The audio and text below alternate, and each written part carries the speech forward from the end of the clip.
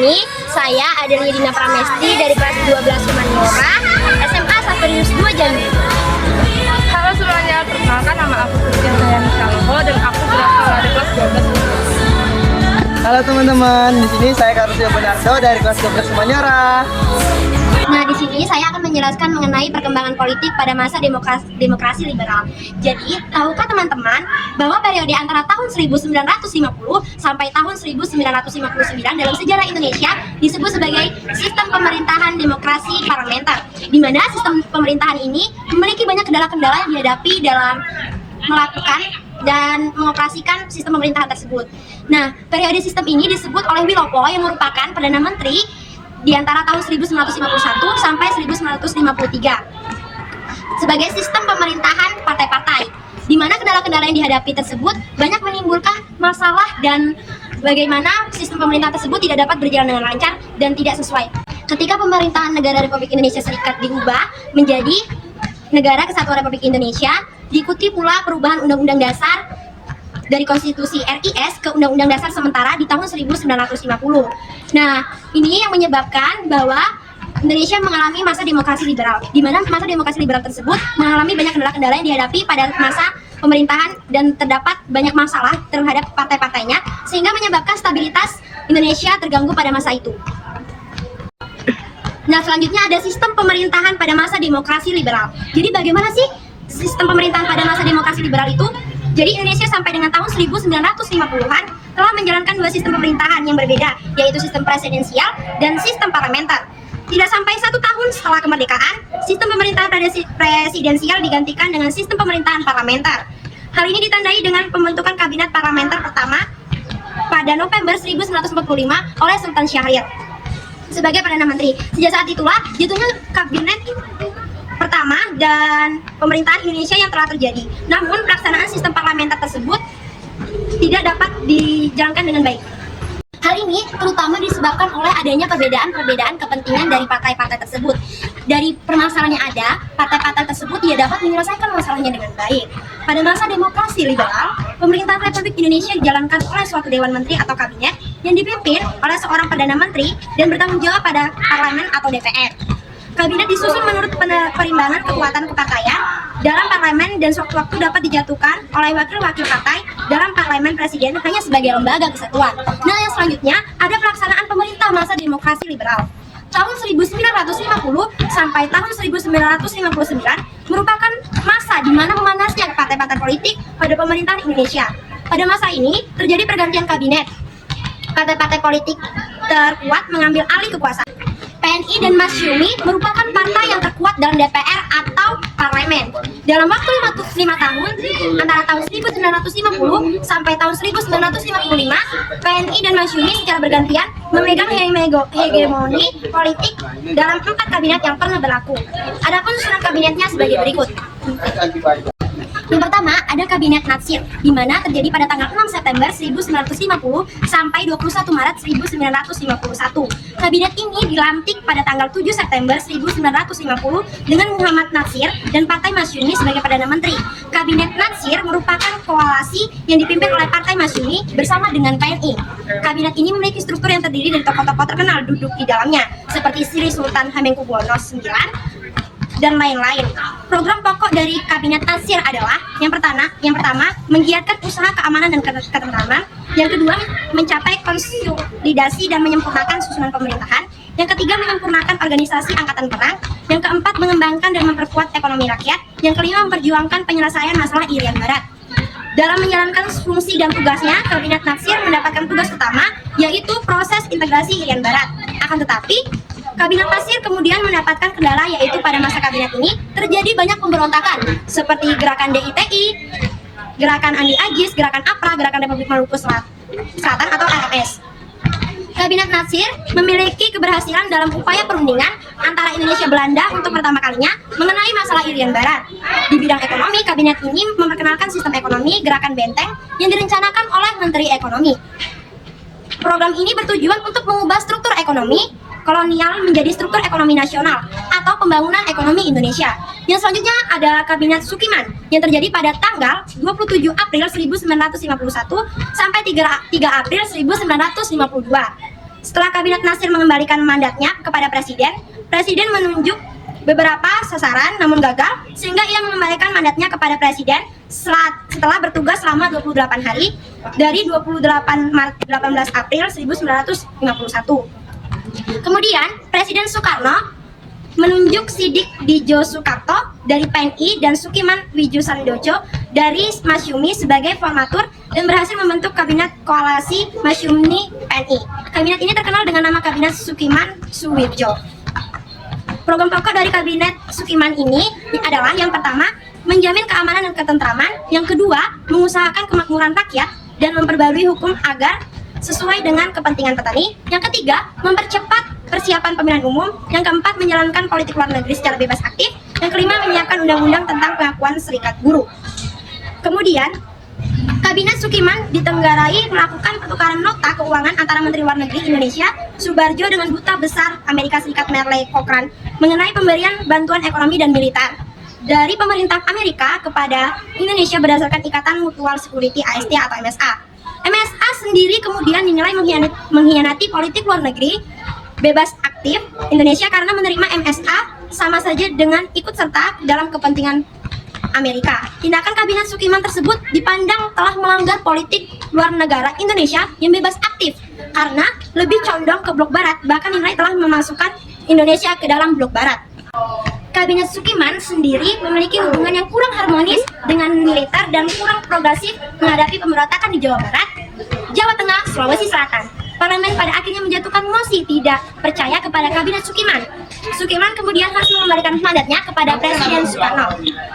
Kemudian yang ketiga ada Kabinet Wilopo, di mana Kabinet Wilopo ini terjadi pada tanggal 3 April 1952 sampai 3 Juni 1953. Pada tanggal 1 Maret 1952, Presiden Soekarno Wilopo dari PNI sebagai formatur.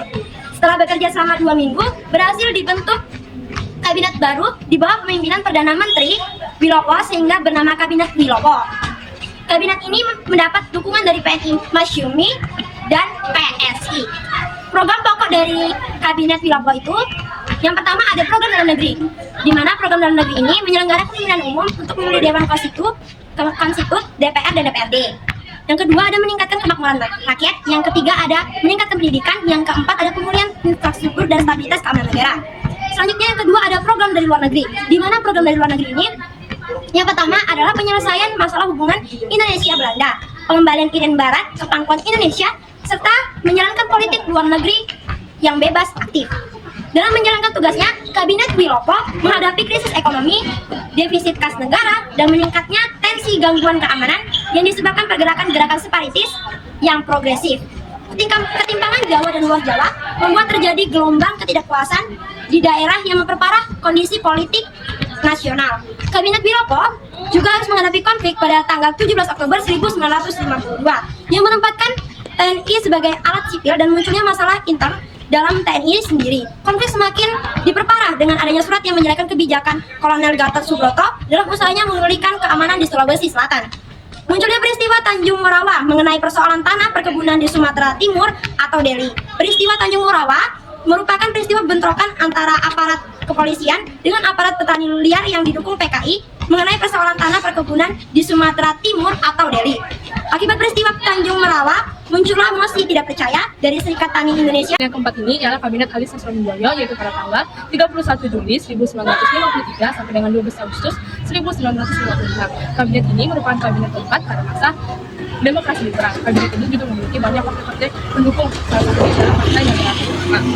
Program pokok dari Kabinet Ali Sastroamidjojo yang ke-1 ini ialah yang pertama meningkatkan keamanan dan kemakmuran, yang kedua ialah menyelenggarakan pemilu dengan secepatnya, yang ketiga ialah membebaskan Irian Jaya dan Irian Barat secepatnya, yang keempat ialah pelaksanaan politik lebih aktif, yang kelima ialah meninjau kembali persetujuan KIB, dan yang terakhir ialah menyelesaikan konflik pertikaian politik. Kabinet Ali Sastroamidjojo ini juga mengalami permasalahan dalam mengatasi pemberontakan di daerah DITI, Jawa Barat, Sulawesi Selatan, dan juga Aceh. Selain ini terjadi pada tanggal 27 Juni 1955, itu peristiwa yang menunjukkan adanya kemelut pada tubuh TNI Angkatan Darat, yang pada saat itu dapat memperburuk usaha peningkatan keamanan negara, dan pada saat itu juga keadaan ekonominya adanya peningkatan inflasi dan banyaknya korupsi. Dan yang kelima ialah Kabinet Burhanuddin Harahap pada tahun pada tanggal 12 Agustus 1955 sampai dengan 3 Maret 1956. Pada kabinet ini juga memiliki program pokok dalam kabinet Burhanuddin. Yang pertama ialah mengembalikan kewibawaan pemerintah, yaitu mengembalikan kepercayaan Angkatan Darat dan masyarakat kepada pemerintah. Yang kedua ialah melaksanakan pemilihan umum dan juga melaksanakan mempercepatnya terbentuknya parlemen baru. Yang ketiga ialah adanya masalah desentralisasi, inflasi dan juga korupsi. Dan yang keempat ialah perjuangan pengembalian Irian Barat. Dan yang terakhir ialah adanya politik kerjasama Asia Afrika yang didasarkan oleh politik luar negeri bebas aktif. Kabinet Burhanuddin ini juga mencatat keberhasilan berdasarkan fungsi-fungsinya. Yang pertama ialah adanya keberhasilan penyelenggaraan pemilu pada tanggal 26 September 1955 yaitu pemilihan umum anggota DPR, dan 15 Desember yaitu ialah pemilihan Dewan Konstitusi. Dan yang kedua ialah membubarkan Uni Indonesia Belanda. Yang ketiga ialah menjalin hubungan yang harmonis terhadap Angkatan Darat. Yang terakhir ialah bersama polisi militer melakukan penangkapan para pejabat tinggi yang terlibat dalam korupsi. Yang keenam ialah Kabinet Ali Sastro Nidjoyo yang kedua pada tanggal 20 Maret 1996 sampai dengan 4 Maret 1957. Kabinet ini juga didukung oleh 3 partai besar, yang pertama ialah PNI, NU, dan Masyumi. Program pokok dalam kabinet ini juga disebut dengan rencana pembangunan 5 tahun untuk membuat jangka panjang. Yang pertama ialah perjuangan pengembalian Irian Barat. Yang kedua ialah pembentukan daerah-daerah otonomi yang dapat mempercepat terbentuknya anggota-anggota DPR. Yang ketiga ialah mengusahakan perbaikan kaum buruh dan juga pegawai. Yang keempat ialah menyehatkan perimbangan keuangan negara. Yang kelima ialah mewujudkan perubahan ekonomi kolonial menjadi ekonomi nasional berdasarkan kepentingan rakyat. Yang keenam ialah pembatalan KMB. Yang ketujuh ialah pemulihan keamanan ketertiban. Penggunaan 5 tahun menjalankan politik luar negeri bebas aktif. Dan yang terakhir ialah melaksanakan keputusan KAA. Pada masa kabinet ini munculnya gelombang anti Cina di masyarakat yang dapat meningkatkan pergolakan dan kekacauan di masyarakat yang dapat menguat dan juga mengarah pada gerakan separatisme dan membentuk dewan militer di Sumatera dan Sulawesi. Dan yang terakhir ialah kabinet Juanda pada tanggal 9 April 1957 sampai dengan 5 Juli 1959. Program kabinet ini dikenal dengan Pancakarya, yaitu yang pertama membentuk Dewan Nasional, yang kedua menormalisasikan keadaan publik Indonesia, yang ketiga ialah melancarkan pembatalan KMB, yang keempat ialah perjuangan pengembalian Irian Jaya, yang kelima ialah mempergiat atau mempercepat proses pembangunan. Keberhasilan kabinet karya yang paling menguntungkan kedaulatan Indonesia dengan dikeluarkannya Deklarasi Juanda yang mengatur batas wilayah kepulauan Indonesia, kemudian dikuatkannya dengan peraturan-peraturan pemerintahan pengganti Undang-Undang Nomor 4 PRP.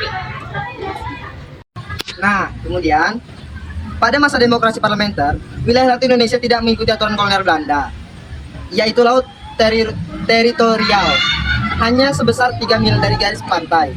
Akibatnya tersebut, laut antar pulau-pulau menjadi bebas, yang dapat dilalui kapal tanpa pengawasan. Kondisi ini merugikan Indonesia. Kemudian, dalam bidang politik, Indonesia menganut sistem multipartai. Multipartai diharapkan menjadi sarana perjuangan masyarakat sekaligus pengontrol kekuasaan. Namun, kenyataan partai-partai lebih mementingkan kepentingan dan masing-masing daripada kepentingan nasional. Persaingan yang tidak sehat antara partai menimbulkan seringnya terjadi pergantian kabinet sehingga program pemerintah tidak berjalan dengan lancar. Kondisi ini menyebabkan instabilitas politik, ekonomi, dan keamanan, yang kemudian mendorong Presiden Soekarno mencari jalan keluar dengan menggagaskan sistem demokrasi terpimpin. Sementara itu, pemilihan umum pertama dilaksanakan pada tahun 1955. Pemilu ini bertujuan untuk memilih anggota DPR pada 29 September 1955 dan anggota konstituante pada 15 Desember 1955.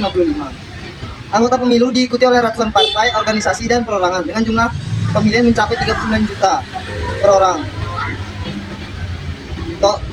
Dari total 78 juta penduduk daftar, penyelenggaraan ini dinilai berhasil dan menjadi tonggak demokrasi pertama di Indonesia. Bahkan banyak yang menganggap pemilihan pada tahun 1955 sebagai pemilu paling demokratis yang pernah dilaksanakan dalam sejarah bangsa. Ya. Sekian video dari kami. Terima kasih. Dadah.